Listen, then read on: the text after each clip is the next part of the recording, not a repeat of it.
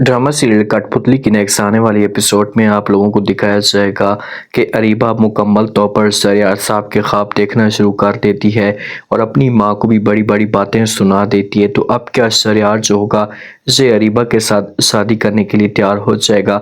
आने वाली साथ में आप लोगों को दिखाया जाएगा कि अरीबा जाती है, जाकर अपनी माँ के साथ बात करती और कहती कि माँ जी, अब आपको मेरे बारे में रिश्ता ढूंढने की कोई भी जरूरत नहीं है और ना ही किसी के साथ बात करने की जरूरत है। तो आगे से माँ जब ये बात सुनती है तो रीबा से पूछती और कहती क्या मतलब तुम्हारा, क्या बात कहना चाहती। तो आगे से रीबा कहती है कि क्योंकि आपकी बेटी ने रिश्ता ढूंढ लिया है। तो माँ कहती कि हैं कहाँ से आपने रिश्ता ढूंढा है, कौन है वो। तो रीबा कहती है कि वो जो नौरीन का कज़न है, लंदन से आया है, उसी के साथ मैं शादी करूंगी। तो माँ जब ये बात सुनती तो बहुत ज़्यादा खुश हो जाती है और आगे से कहती कि अच्छा ठीक है, अब मैं बताऊंगी सुलेखा को कि मैं अपनी बेटी का रिश्ता कहाँ पर करवा रही हूँ। अब ये माँ और बेटी दोनों बड़े बड़े ख्वाब देख रहे हैं, देखते हैं कि इनके ख्वाब पूरे होते हैं ऐसा नहीं।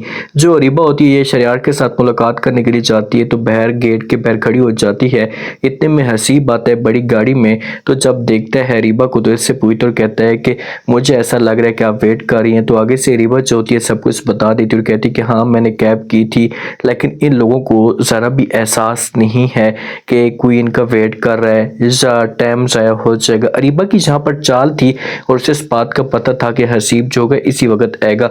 तो हसीब जब ये बात सुनते तो ये अरीबा को जवाब देते और कहते कि अच्छा आपको परेशान होने की कोई भी जरूरत नहीं है, आप मेरी गाड़ी में बैठे, मैं आपको ड्रॉप कर देता हूँ। तो ये बातें जब अरीबा सुनती है, अरीबा तो यही चीज़ें चाहती थी, तो इसे बड़ी खुश हो जाती है और इसे फौरन हसीब को कहेगी अच्छा ठीक है। हसीब कहता है कि भाई मैं तुम्हारा रिश्तेदार हूँ, मेरा हक बनता है कि मैं तुम्हारी सपोर्ट करूँ। तो इसे अपनी गाड़ी में बैठाएगा।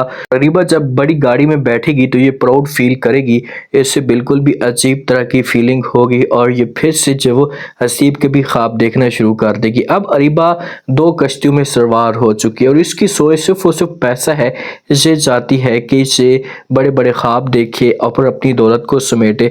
आखिरकार शरियार की इसके साथ मुलाकात हो जाती है, इसे दोनों किसी रेस्टोरेंट में मुलाकात करते हैं। तो अरीबा चौथी ये बात करती है और शरियार को कहती है कि आप मेरे लिए बहुत ख़ास हैं और ख़ास होने के साथ साथ आप मेरे लिए बहुत अहम भी हैं शरियार साहब। तो शरियार जब ये बात सुनता है तो वो बड़ा हैरान हो जाता है। शरियार के दिल में तो कोई भी ऐसी बात नहीं होती और ये पूछना शुरू कर देता और कहता है कि क्या मतलब तुम्हारा, तुम क्या कहना चाहती हो, मुझे आपकी किसी भी बात की समझ तक नहीं आई। तो अरीबा कहेगी कि अच्छा छोड़ें इस बात को, ऐसा ऐसा सब कुछ समझ भी आ जाएगा, लेकिन बस मैंने जो बात कहनी थी कह दी। अब अरीबा खुलकर इसके साथ अपनी मोहब्बत का इजहार करेगी, लेकिन शरियार इसे इनकार करेगा और बताएगा कि मैं तो तबीन के साथ मोहब्बत करता हूँ। तो फिर इसके हाथ पहुँच होंगे, इसे भूल जाएंगे।